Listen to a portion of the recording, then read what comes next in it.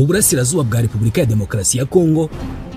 Uyu munsi hakomeje intambara ihanganishije igisirikare cya leta ya Kongo FARDC gihanganye n'umutwe wa M23. Uyu mutwe wo mu ihuriro rya AFC M23 wamaze kwigarurira umujyi wa Goma, umaze iminsi irenga 10 uwigaruriye. Iyi M23 ni umutwe w'abanyekongo bavuga ururimi rw'ikinyarwanda, bavuga ko barwanya uburenganzira bwabo babuzwa na leta ya Kinshasa, kandi ibi bimaze imyaka myinshi. Aba banyekongo bavuga ikinyarwanda bamaze imyaka myinshi babayeho mu buzima bwo kujujubywa n'imitwe yitwaje intwaro irenga magana ibarirwa muri iki gice cya Repubulika ya Demokarasi ya Kongo. Ibi byatumye bahungira mu bihugu birimo Rwanda, Uganda, Burundi na Kenya, mu nkambi zahindutse nk'imidugudu, aho bamaze imyaka irenga 25 ari impunzi.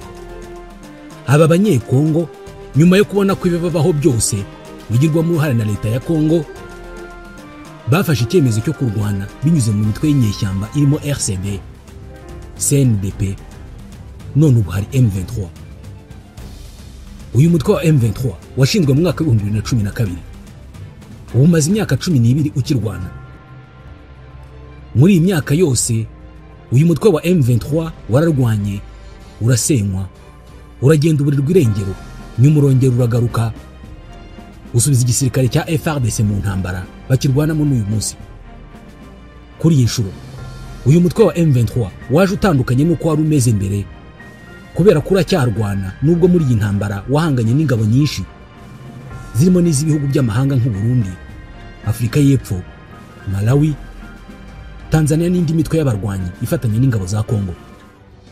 Ku mbuga nkoranyambaga, mu biganiro bigamije gushaka umuti w'iki kibazo ndetse no mu biganiro hagati y'abantu ku giti cyabo, hakomeza kugaruka ikibazo ngo aba barwanyi ba M23 ni abanyekongo koko?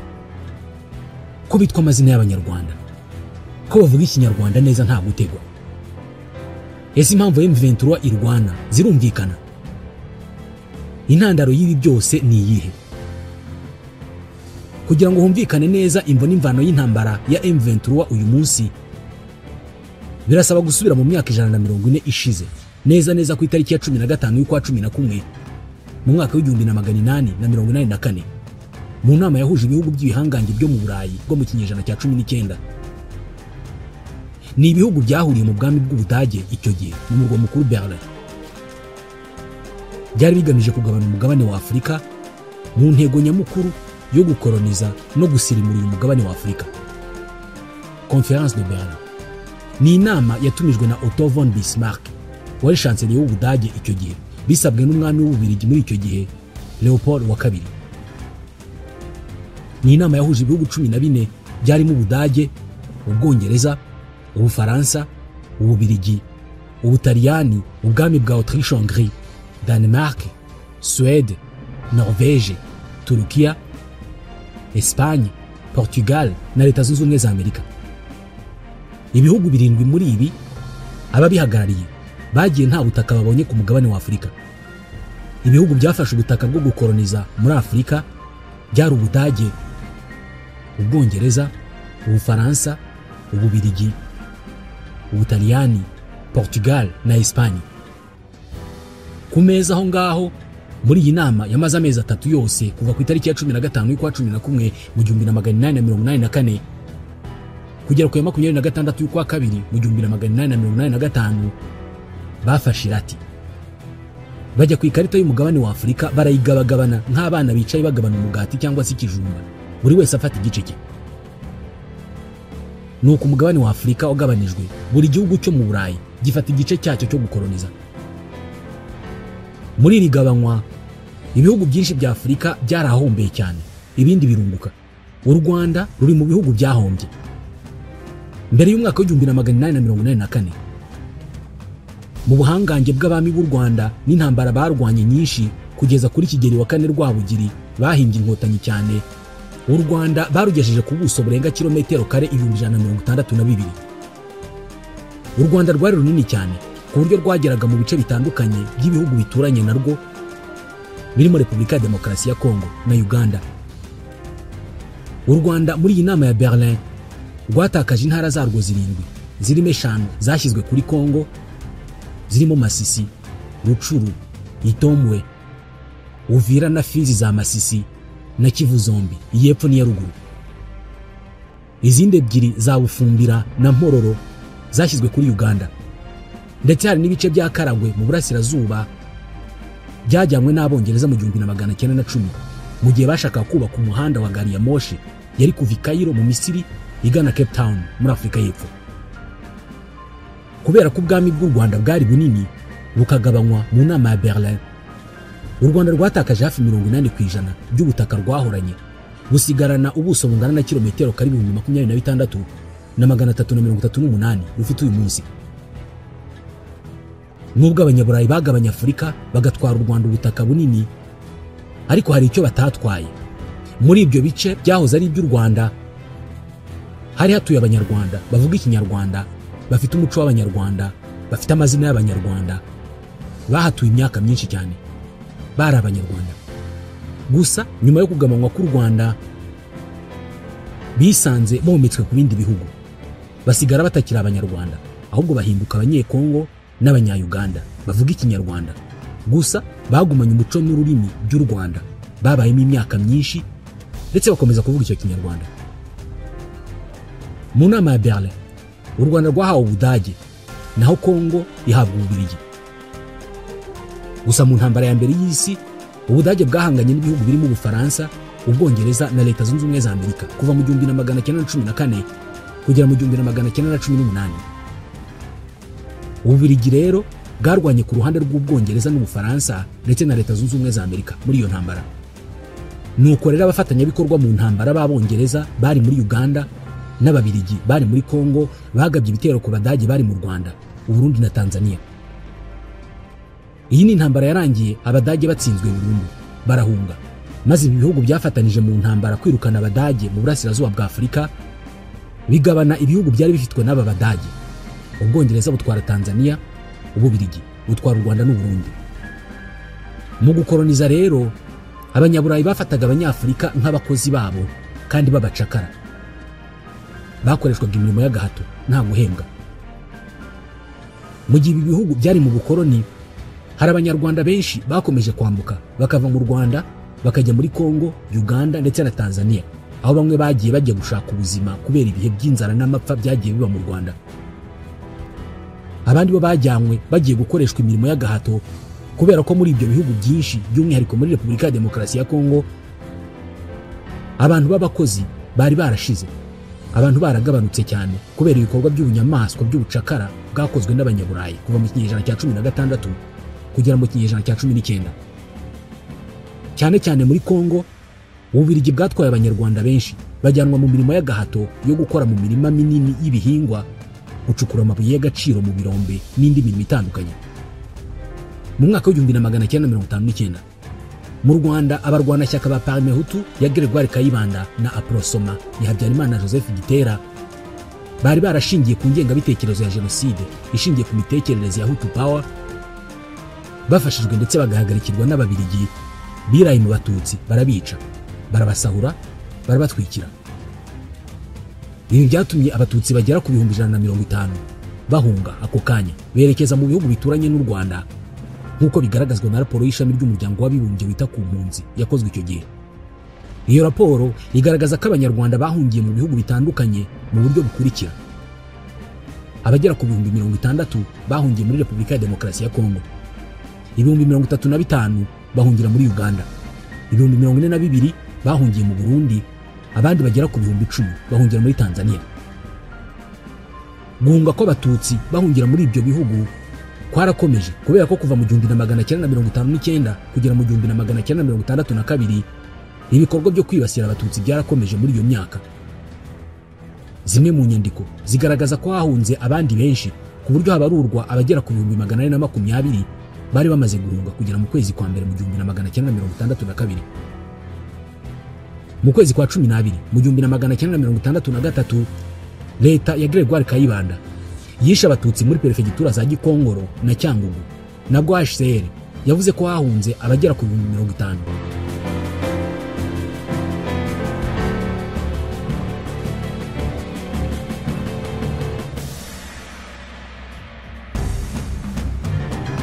Nyuma y'ahangaha mu myaka ya za 60, 70, 80 abatutsi bari mu buzima bubi bakomeje guhunga igihugu kugera mu ntangiriro z'imyaka ya za 90 abanyarwanda bari bagihunga. Gusa bigeze mu mwaka w'1994 ibintu byagiye ku rundi rwego. Ubwo noneho ku rwego rwo hejuru habagaho guhunga bya nyabyo ku mubare munini w'abanyarwanda. Ubwo mu Rwanda habaga jenoside yakorewe abatutsi. Mu gihe abatutsi bitwaga, bamwe mu barimo bahigwa bagerageje guhunga n'ubundi bahungira mu bihugu bitandukanye bituranye n'u Rwanda. Gusa iyi jenoside yakorewe abatutsi imaze gutangira, amahanga amaze gutererana u Rwanda, ingabo za RPA Inkotanyi zimaze guhaguruka zikarwana zikanahagarika iyi jenoside, leta yari irimo ikora jenoside n'ingabo zayo barahunze bahungana n'interahamwe n'impuzamugambi n'abandi bagize uruhare muri jenoside yakorewe abatutsi, ndetse batwaye n'abaturage basaga miliyoni 2 bababwira ko nibaguma mu Rwanda bazicwa n'inkotanyi, maze bajya mu bihugu bitandukanye nabyo bituranye n'u Rwanda. Icyo gihe mu mibare itangazwa na HCR, abaturage 850 bari barahungiye muri Kivu y'Amajyaruguru, 332 bahungira muri Kivu y'Amajyepfo, 577 bahungiye mu burengerazuba bwa Tanzania, 270 bahungira mu majyaruguru y'u Burundi. Abenshi muri aba bagiye mu mashyamba bashutswe n'abagize uruhare muri jenoside bababwira ko nibagaruka mu Rwanda bazicwa. Bashaka kubagumana bugwate. Ibi byose dusobanuye nibyo byatumye ibihugu bitandukanye bituranye n'u Rwanda birimo abaturage benshi bavuga ururimi rw'Ikinyarwanda, bafite umuco w'Abanyarwanda, n'urugendo rw'imyaka 110 ishaririye y'amateka y'Abanyarwanda. Bamwe muri aba baturage babaye abaturage b'ibyo bihugu bahungiyemo, barimo abanyekongo bavuga Ikinyarwanda, Abagande n'Abanyatanzania bavuga Ikinyarwanda. Ariko ahangaha birasa naho inkuru itaratangira neza, kubera ko tutaravuga ku bahunze mu 1994 bagiye bagize uruhare muri jenoside yakorewe abatutsi bakajyana ingengabitekerezo ya jenoside, barimo abari ingabo za leta, FARE, interahamwe n'impuzamugambi. Bageze mu bihugu bitandukanye by'umwihariko Repubulika ya Demokarasi ya Kongo, bagashinga imitwe y'abarwanyi y'abacengezi irimo ALIR, RDR, ubu hariho FDLR. Iyo mitwe yose nta kindi yashingiwe kutari kugaruka mu Rwanda gukuraho ubutegetsi buriho bakanakomeza umugambi wa jenoside. Aba rero n'ubundi bageze muri Kongo bahasanze abanyekongo b'abatutsi, nk'uko intego yabo yari yo gutsemba abatutsi bose aho bari hose ku isi.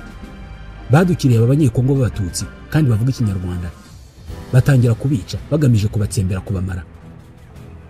Bituma benshi bahunga igihugu cyabo, ku buryo bashize imyaka irenga 25 aba banyekongo b'abatutsi bavuga Ikinyarwanda ari impunzi ziba mu bihugu bitandukanye birimo u Rwanda, Uganda, Burundi na Kenya. Ku rundi ruhande, iyi mitwe y'abagize uruhare muri jenoside yakoranye n'ubutegetsi bwa leta ya Kongo igihe kirekire mu gushaka guhungabanya umutekano w'u Rwanda. Bwa mbere Perezida Mobutu yakoranye n'abacengezi n'interahamwe bashaka gutera u Rwanda. Nyuma u Rwanda n'ibindi bihugu bashyigikira umutwe witwa AFDL wa Laurent Désiré Kabila, barwanye Mobutu bamukura ku butegetsi. Iyo ni intambara ya mbere ya Kongo. Kabila amaze kugera ku butegetsi i Kinshasa hari mu 1997, yahindutse u Rwanda ashaka kurutera, nawe atangira gukorana n'imitwe y'interahamwe n'abacengezi. Gusa ibi nawe byaramuhenze cyane, kubera ko u Rwanda rwashoye byinshi mu birebana n'umutekano no kurinda igihugu. Rero byatumye Laurent Désiré Kabila, ubwo yari akiri mu migambi yo gutera u Rwanda, ahubwo mu buryo butunguranye u Rwanda rwo rwaramutanze rumutangizaho intambara ikomeye. Ni intambara y'iswi ya kabiri ya Kongo. Perezida Kabila mu kugirana ibibazo n'u Rwanda yikomye cyane n'abanyekongo bavuga Ikinyarwanda, abashinja gukorana n'u Rwanda. Ibi nabyo byongera ibibazo kuri ba banyekongo bavuga Ikinyarwanda, kubera ko banzwe n'abandi banyekongo babagirira nabi, abenshi barahunga. Aba banyekongo bavuga Ikinyarwanda n'abandi banyekongo bari babangamiwe na leta ya Laurent Désiré Kabila, nta yandi mahitamo bari bafite usibye gushinga umutwe w'inyeshyamba wo kurwanya iyo leta, bawita Rassemblement Congolais pour la Démocratie, RCD. ushyigikirwa cyane n'ibihugu birimo u Rwanda na Uganda. Gusa iyi RCD nayo yaje gucikamo ibice bibiri. Habaho RCD Goma yari yiganjemo abanyekongo bavuga ikinyarwanda na RCD Kisangani. Izi RCD zombi zarwanye mu ntambara ya kabiri ya Kongo. Gusa iyi ntambara yaje kurangira mu mwaka wa 2002 ubwo imitwe yarwanaga muri Kongo irimo RCD Goma yemeranyaga na leta ya Joseph Kabila wari warasimbuye se Laurent Désiré Kabila, yumvikana n'iyi mitwe gushyiraho leta y'inzibacyuho, amahoro akaboneka muri Kongo. Imitwe y'intera hamwe n'abacengezi ya FDLR igasenywa burundu, abanyekongo bavuga ikinyarwanda bagataha iwabo bakava mu nkambi bagasubira muri Kongo. Joseph Kabila ndetse n'iyi mitwe bumvikanye ko hajyaho ubutegetsi bw'inzibacyuho buhuriweho, Perezida Kabila akagira ba vice perezida bane bavuye mu mitwe itandukanye yarwanaga mu ntambara ya Kongo yarimo RCD Goma. Mu byemeranyijweho harimo guhagarika urugomo rwakorerwaga abanyekongo bavuga ikinyarwanda bicwaga nabi bagirirwa nabi, ndetse abarwanyi ba RCD Goma bashyizwe mu gisirikare cya leta ya Kongo. Ibi byose byemeranijwe mu masezerano ahagarika intambara ya kabiri ya Kongo yasinywe ahitwa Sun City, ni muri Afurika y'Epfo, mu byiswe amasezerano ya Sun City. Hari ku itariki ya 2 y'ukwa 4 mu 2003. Ibyo kwibasira no kugirira nabi abanyekongo bavuga ikinyarwanda by'umwihariko abatutsi ntabwo byigeze bihagarara kubera ko bakomeje guhohoterwa. Ibi byahise bituma mu mwaka wa 2004 General Laurent Nkunda agaragaza ko avuye mu gisirikare cya leta ajya gushinga umutwe yise Congrès National pour la Défense du Peuple, CNDP. Wari umutwe uvuga ko ugiye kurwanya uburenganzira bw'abanyekongo bavuga ikinyarwanda bari bamaze igihe batotezwa muri Kongo kandi leta yabo bireba. CNDP yatangije ibitero ku ngabo za leta, inigarura ibice bitandukanye birimo teritwari ya Rucuru na Masisi, ariko General Nkunda n'umutwe wa CNDP ibyabo byaje kugera ku iherezo ubwo yafatwaga agafungwa. Noneho uyu mutwe ukaza kugirana amasezerano na leta ya Kongo yayoborwaga na Joseph Kabila yo guhagarika imirwano no kumvikana birambye. Maze kera kabaye abanyekongo bavuga ikinyarwanda bakabona amahoro, bakabaho nk'abanyekongo mu burenganzira bwuzuye, impunzi zigataha n'abasirikare bo mutwe wa CNDP bakinjizwa mu gisirikare cya Repubulika ya Demokarasi ya Kongo. Ni amasezerano yasinywe hagati ya leta ya Kongo n'uyu mutwe wa CNDP ku itariki ya 23 y'ukwa 3 mu 2009. Bimwe mu byari bigize aya masezerano byarakozwe. Abarwanyi ba CNDP bashyirwa mu gisirikare cya leta, ariko impunzi ntizacyurwa, ndetse n'abanyekongo bavuga ikinyarwanda by'umwihariko bo mu bwoko bw'abatutsi bakomeza kwibasirwa, ntibabona amahoro nk'abandi banyekongo mu gihugu cyabo, ahubwo bakomeza kwicwa n'intera hamwe na FDLR. Baratotezwa bikomeye cyane, aho andi moko yabarwanyaga bavuga ko ari abanyarwanda ngo bakwiye gusubira iwabo mu Rwanda. Ibi byose rero byatumye mu mwaka wa 2012 bamwe mu basirikari bari barahoze mu mutwe wa CNDP babona ko amasezerano basinyanye na leta ya Kabila atubahirijwe, maze bongera gufata icyemezo cyo gusubira mu ishyamba bakarwanya uburenganzira bwabo, by'umwihariko bwa bene wabo b'abanyekongo bavuga ikinyarwanda bari mu itotezwa rikomeye kandi rimaze imyaka myinshi, bitewe n'uko amasezerano atarubahirijwe na leta ya Kongo yasinywe ku itariki ya 23 y'ukwa 3 mu 2009. Abo barwanyi bavuye mu gisirikare cya Kongo bahisemo guha uwo mutwe wabo izina rishingiye ku itariki aya masezerano yasinyweho, iya 23 y'ukwa 3 mu 2009. Uko niko bahisemo kwita uwo mutwe wabo Mouvement du 23 Mars, M23. Uyu mutwe wari uyobowe na Colonel Sultani Makenga. Muri make ibi tuvuzeho ni urugendo rw'imyaka irenga 100 rwagejeje kwishingwa n'ivuka ry'umutwe wa M23. Reka noneho tuvuge uko uyu mutwe wakoze intambara zo kuva ushinzwe mu myaka 13 ishize kugera uyu munsi.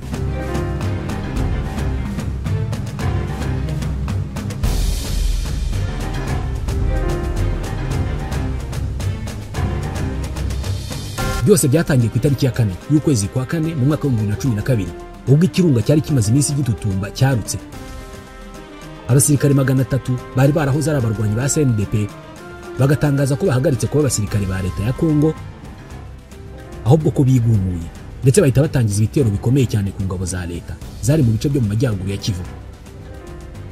Aba barwanyi bari bayobowe na Colonel Sultani Makenga barigumura, bashinja leta ya Joseph Kabila kutubahiriza amasezerano yagiranye na CNDP yo ku itariki ya 23 y'ukwa gatatu mu 2009. Mu buryo bwihuse aba barwanyi ba M23 biyongereye mu mwanya muto cyane, maze bava ku bantu 300 bigumiye ku gisirikare cya Kongo bagera ku bihumbi mu minsi mike cyane. Byaturutse ku kuba n'abandi barwanyi bahoze mu mutwe wa CNDP n'abandi banyekongo bavuga ikinyarwanda bavuye mu gisirikare cya leta biyunga kuri uyu mutwe, ndetse banakira abandi barwanyi baturutse mu banyekongo bavuga ikinyarwanda mu bice bitandukanye by'isi. Aba ni ababonaga uburyo uyu mutwe urimo kurwanira uburenganzira bwawo. Ku rundi ruhande, aba baturage b'abasivile b'abanyekongo bavuga ikinyarwanda bahise batangiza uburyo bwo gufasha abo barwanyi nk'uko bisanzwe bigenda mu ntambara nk'izi. Vuba cyane uyu mutwe wahise ugaba ibitero bikomeye ku ngabo za leta zari mu bice bya Rucuru na Masisi. Intambara ikaza umurego bityo, ndetse abarwanyi ba M23 batangirana intsinzi ikomeye cyane. Isi yose itangira kubamenya. Uyu mutwe watangaje ko noneho urwanya uburenganzira bwa muntu na demokarasi, ndetse washinje ku mugaragaro Perezida Joseph Kabila kwiba amatora ya Perezida wa Repubulika yo mu 2011, ndetse banatangaza ko ahubwo bari bagiye kwerekeza Kinshasa bakamukura ku butegetsi. Ibyo kuva ku butegetsi kubera intambara byo Perezida Joseph Kabila ni ikintu atashakaga no kumva iruhande rwe. Ubwo rero nawe yaragiye gukora ibishoboka byose akabihagarika ku muvuduko munini cyane. Intambara yahise ishyamiranya impande zombi mu ishusho n'igisobanuro cya nyayo cy'uburwanyi.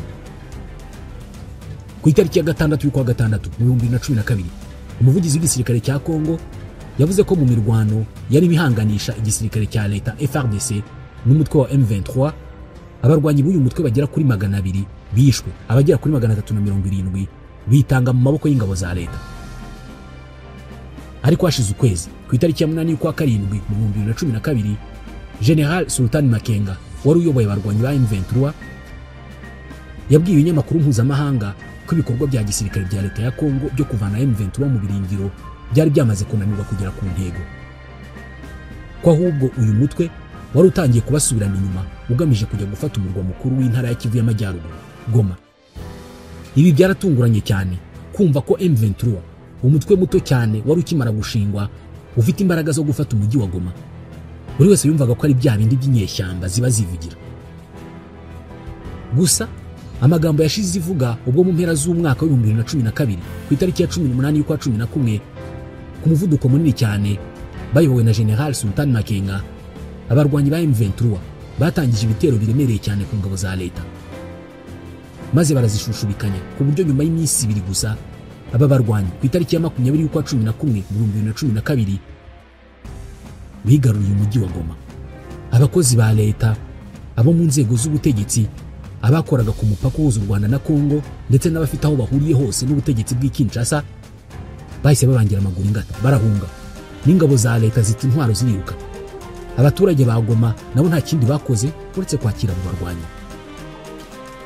Mu isi yose igikuba kiracika kubera ko byatunguye buri wese uburyo Goma yari imaze kwigarurirwa n'abarwanyi bamaze umwaka umwe. Leta ya Kongo yari imaze gutsindwa, itakaje umujyi w'ingirakamaro nka Goma, ibinyujije mu muvugizi wayo Bwana Lambert Mende Omalanga yatangarije ibitangazamakuru mpuzamahanga ko abo barwanyi bafashijwe n'u Rwanda. U Rwanda rwahise rubihakana, ruvuga ko ntaho ruhuriye n'ibyo bibazo by'abanyekongo. Gusa ku butaka intambara yari yafashe intera ndende. Mu mpera z'umwaka wa 2012 aba barwanyi bagabye ibitera ahantu henshi nko muri Kivu y'Epfo, bahangana n'ingabo za leta, wongeyeho n'indi mitwe irwanira muri Kongo nka Mai Mai na FDLR. Kuva ku itariki ya 18 y'ukwa 11 mu 2012 ndetse n'iminsi igera ku 10 yakurikiyeho, izina rya General Sultan Makenga n'umutwe wa M23 byaravuzwe cyane mu bitangazamakuru mpuzamahanga kubera ko aba barwanyi barimo bagenda babona intsinzi zitabarika muri Kongo, kandi bari bashya. Iryo zina nibwo ryari rikimenyekana. Byageze aho leta ya Kongo igirana imishyikirano n'aba barwanyi, maze mu masezerano yasinywe hagati y'impande zombi, leta ya Kongo n'umutwe wa M23 agasinyirwa muri Uganda, uyu mutwe wemera kuva mu mujyi wa Goma. Ku itariki ya 30 y'ukwa 11 mu 2012 aba barwanyi ba M23 batangiye kuva muri Goma, ndetse bigeza ku munsi wakurikiyeho ku itariki ya 1 y'ukwa 12 mu 2012. nyuma y'iminsi ibiri ku itariki ya 3 y'ukwa 12 muri uwo mwaka, ingabo za leta zagarutse mu mujyi wa Goma zishinja abarwanyi ba M23 bari bamaze kuva muri uwo mujyi ko bawusahuye. Kuwusahura byagarutsweho byihariye, bigaragazwa ko abarwanyi ba M23 batwaye amafaranga menshi, batwara imodoka, basahura za depo z'ibyo kurya, intwaro ndetse n'ibindi byose ngo babonaga bizabafasha mu rugamba. Mu mwaka wa 2012 warangiye umutwe wa M23 umaze kugeza Perezida Kabila ku gucisha make, akumvikana nawo ku bintu bimwe na bimwe bitandukanye nuko byari bimeze hagati muri uwo mwaka. Mu ntangiriro z'umwaka wa 2013 n'ubundi umutwe wa M23 wari ukiri mu burasirazuba bwa Kongo ndetse ntawe wari witeguye kujya. Gusa uyu mwaka wa 2013 wabaye iherezo ry'insinzi n'ubuhangange bw'uyu mutwe wa M23, kuko mu kwezi kwa gatatu k'uwo mwaka wa 2013 akanama k'umuryango w'abibumbye gashinzwe umutekano kafashe icyemezo cyo guha uburenganzira ingabo z'umuryango w'abibumbye uburenganzira bwo gushyiraho itsinda ry'ingabo zihariye zakemura ikibazo cy'imitwe yitwaje intwaro yari mu burasirazuba bwa Repubulika ya Demokarasi ya Kongo, by'umwihariko M23. Iri tsinda ry'ingabo ryiswe United Nations Forces Intervention Brigade. Ryari itsinda ry'ingabo ryahurijwemo ingabo z'umuryango w'abibumbye zari zisanzwe muri MONUSCO, zongerwamo izaturutse mu bindi bihugu nka Tanzania, Afrika y'Epfo na Malawi. Iri shami ryahise rihabwa umunyatanzania Brigadier General James Aloys Mwakibolwa ngo aziyobore muri ibi bikorwa bafashe igisirikare cya Kongo cyari cyamaze kunanirwa. Izi ngabo rero zagiriyeho guhashya imitwe yitwaje intwaro mu burasirazuba bwa Kongo irimo M23, FDLR, imitwe y'abamayimayi n'indi yose ikorera muri iki gihugu. Iri shami ry'umutwe wa Loni ryahise ritangira akazi, maze mu kwezi kwa 10 ritangiza ibitero bikomeye cyane ku mutwe wa M23 byashegeshe uyu mutwe ku kigero kiri hejuru cyane, urasenyuka burundu. Ibi bitero by'iri shami byiyongereyeho n'ibindi bitero by'ingabo za leta ya Kongo byashwanyaguje umutwe wa M23 kugera ku kigero cya nyuma, aho wisanze nta mahitamo yandi ufite uretse gushaka aho uhungira hatari ku butaka bwa Repubulika ya Demokarasi ya Kongo. Ni nabyo byabaye kubera ko ibi bitero byo mu kwezi kwa 10 n'intangiriro z'ukwa 11 mu 2013 byo mu duce dutandukanye nka Kanyamahoro, Kiwanga, Rucuru na Rumangabo byasunitse abarwanyi ba M23 batakaza uduce twose bari barigaruriye. Maze ku itariki ya 7 y'ukwa 11 mu 2013 General Sultan Makenga n'abarwanyi 1500 bari basigaranye nawe basigaye nta mahitamo bafite, bahungira muri parike y'igihugu ya Mugahinga muri Uganda, bakiza ubuzima bwabo, bahungira no mu bindi bice bya Kisoro muri icyo gihugu cya Uganda.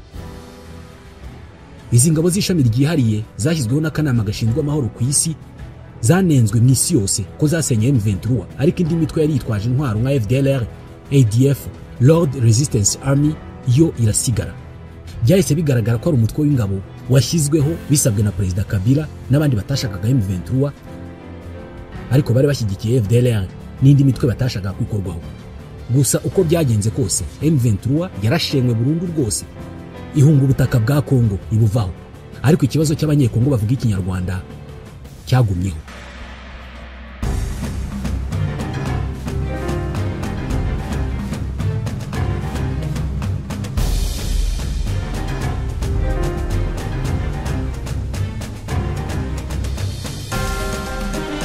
Perezida Felix Tshisekedi akigera ku butegetsi, abanyekongo bavuga ikinyarwanda batekerezaga ko hari icyo azakora wenda uburenganzira bwabo bukagaruka.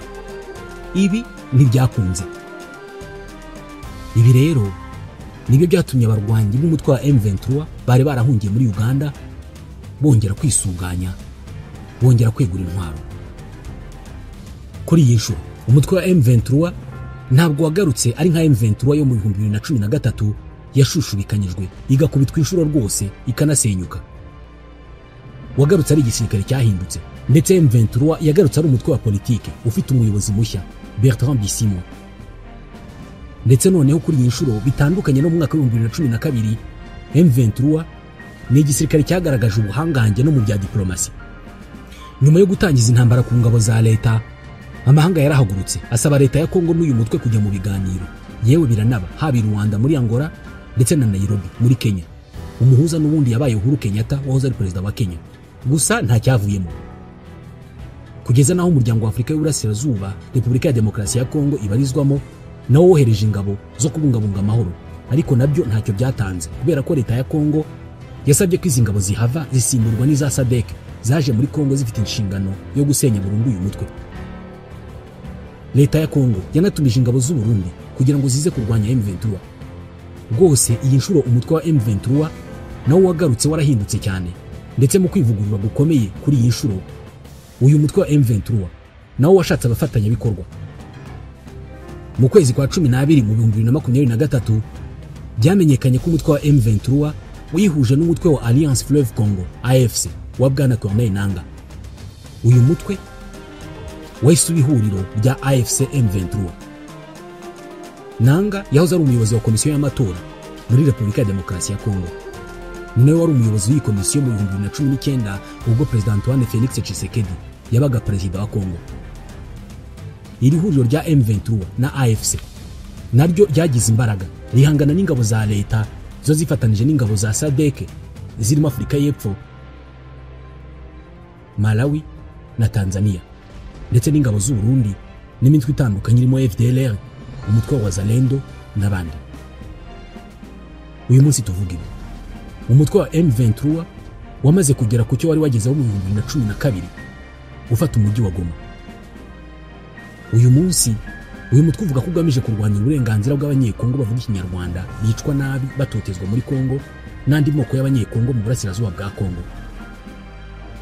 AFC M23 ivuga ko yiteguye kuganira na leta ya Kongo, ariko leta ya Kongo ivuga ko itazigera iganira na M23 kubera ko ari umutwe w'iterabwoba. Uyu munsi rero umutwe wa M23 urahari rwose, kandi birasa naho ntaho biteguye kujya kubera ko banashyizeho abayobozi mu bice bafashe. Ababikurikirana bose bagaragaza ko bisa naho nta bundi buryo iyi ntambara izarangiramo usibye kuganira hagati ya M23 na leta ya Kongo bakagira ibyo bemeranyaho.